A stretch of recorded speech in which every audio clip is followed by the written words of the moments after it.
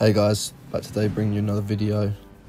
Since so many of you enjoyed the last one, I thought I'd make a more in-depth analysis video about this team that I've created. As you can see, I'm dubbing it Commander Bastilla. I just thought I'd share with you guys some more thoughts today about how to properly mod the team, what Zetas you need, and just a little bit more about it. I love this team because it's consistent win rate. You don't need much speed to make it work. You don't even need much gear. So moving on to Bastilla, just have a look at our mods and Zetas that you need. The leadership is obviously imperative. You need to have that to make the team work.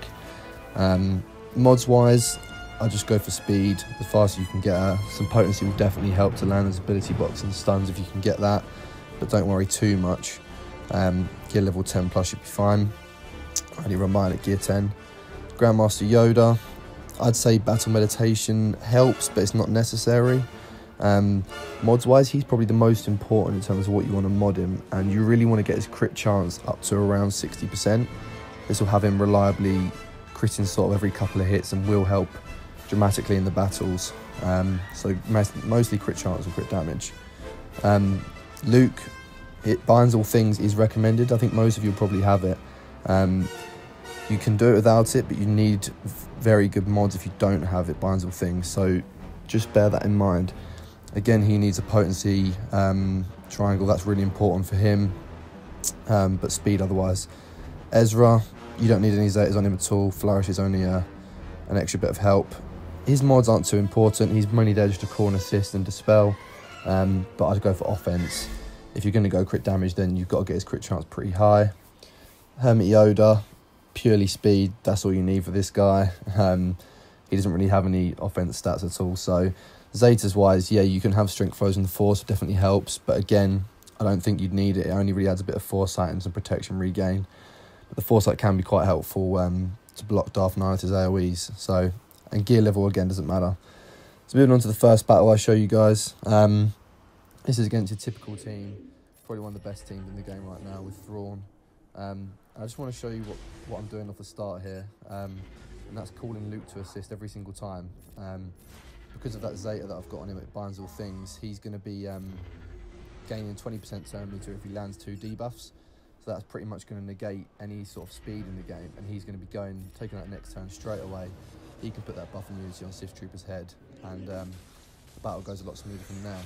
Now, as you can see right here, this is literally the worst case scenario, so I thought I'd show you guys this clip first because Ezra's been isolated, Traya's still up, and it just hasn't gone as we wanted to. Usually we can get Traya down a lot quicker than this. Bastilla's got fractured there. It looks like it's going really badly, but I just wanted to show you this because it just highlights how resilient this team actually is, and just how even if it looks like it might be not going your way, you can still pull through. And the main thing you can see I'm doing here is just working on Traya. That's the #1 important thing that you must be doing, is working on Traya straight away. She needs to go down. As soon as Traya dies, you should never lose. If you've got all your characters, you will not lose the battle. As soon as she goes down, because there's a big 40k crit there from Yoda, that's that crit chance coming in, massively helpful. He won't crit all the time, but those crits that he does get will help massively. You want to be working on Sion pretty much straight away. You can get him out pretty quickly, as you see there. You can use Luke to debuff him and stun him and get that defense down and tenacity down, which really helps. And then after that, it's easy to go for Thrawn because you can take him out in a few hits. He doesn't get that crit negation from Traya's League because he's not a Sith. And then after that, it's just an auto, really. Darth Nihilus should never get Annihilate off because you have so much control.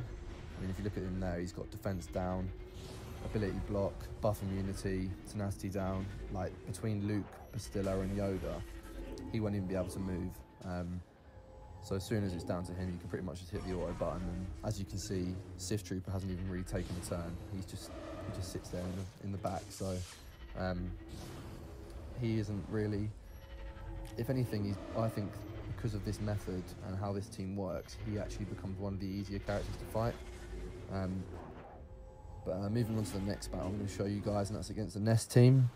I had a lot of you guys in the last video asking me about how to beat Nest in this team, and just wanted to show you a Nest battle. I think I've got a couple in here. She's actually easier, in my opinion, to take out. You're just going to do the same thing at the start, debuff Sith Trooper, get that buff immunity on his head, and go to town on Traya. You have to learn this team, like what you do with what characters. If you watch my videos and watch the battles over and over, you'll see the same thing I do every single time at the start. And look at this is the optimal situation. Traya goes down straight away before they've even taken a turn, and you can pretty much hit the auto button from here, to be honest.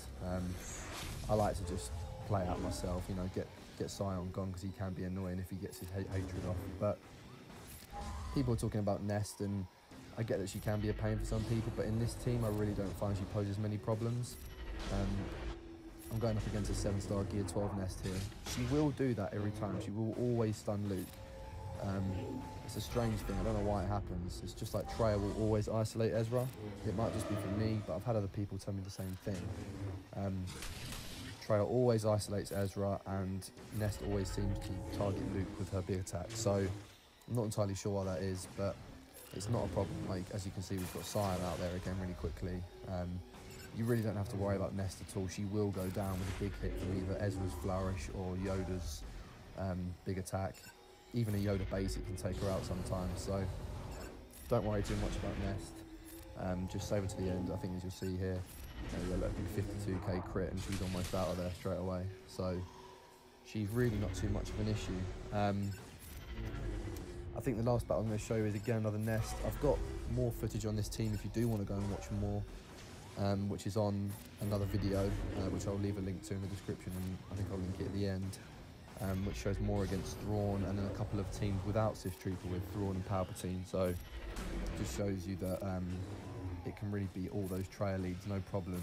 Most of them in under 2-3 minutes, which is usually a really good sign of a team that's a defensible team. This team won't really defend against Traya just because of how you have to run it, but it will defend pretty well against most other teams, which is why I like it so much. Like, there's most teams that people are using to beat Traya will just be horrible at defending against other teams, whereas this team really does a job against Traya and a job against most other teams as well. So, and like I mentioned at the start, I think I've lost one battle with this team so far, and I've probably run 30 to 40 plus battles. You don't need much speed to make it work. If you want to go and check out my mods, I think I had them in the video before, but I can tell you right now that there's nothing incredible on there at all. Hermit Yoda's the only one really with plus 120 speed. Luke's got a bit of speed on him, but it really you don't need that speed. If you've got that, it binds all things Zeta. I recently did a video with Operation Metaverse, and we actually found out that you don't need it binds all things. You just need a really fast Luke. So if you don't have a spare Zeta and you do have Luke and you've got some good mods, then that can be a way to go. But you should go and check out their videos as well. I'll leave a link to them in the description. But yeah, you don't need much gear either, which is another good thing. I mean, my Hermit Yoda's gear 10, my Bastilla's gear 10, 3-star. I don't really have any extra gear pieces on Luke from gear 12. I have a couple on Yoda and Ezra, but they're not necessary. Like, this team really can beat the maxed out teams with some ease. If you guys do struggle with this team, I'd say just to persevere. Some of you might not be able to make it work, but just persevere with the turn order and keep watching the video if you get confused. Because once you've got the hang of it, it will be consistent. And one thing that Operation Metaverse actually pointed out to me, I initially made this video for people that didn't have Traya and wanted to combat her in Arena, but this is also a really good team for someone in Territory Wars that has Traya but might be looking to take out some Traya teams with some other teams, and that's where this team does really well. So it has a lot of uses. It just does really well. As you can see, look there, Yoda takes out Nest. Easy peasy, no worries. Having that crit chance on him really does help. And it really does just make the battle go a bit smoother. He won't always be critting against the Sith, but he will get a few big ones, which will, definitely make things go smoother.